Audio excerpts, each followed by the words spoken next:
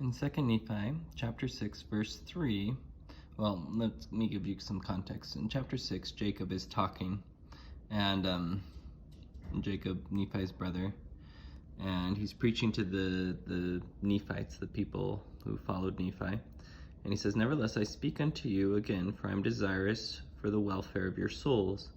Yea, mine anxiety is great for you, and ye yourselves know that it ever has been.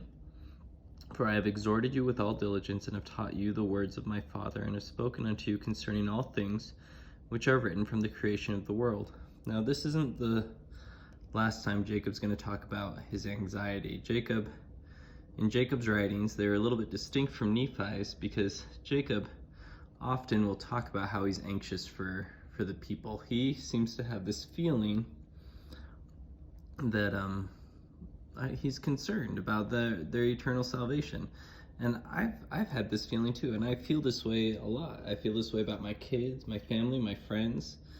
Like, my relationship with God and with the gospel has given me a lot of joy and meaning in my life, and it makes me sad to see or even think about people who cut themselves off from that source of meaning.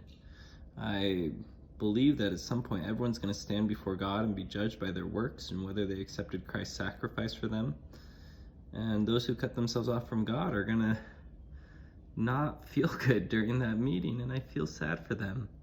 I feel anxious. I want them, if it's a lack of knowledge, I want to give them the knowledge. If it's something that I can do to help them grow closer to God, I want to help them grow closer to God.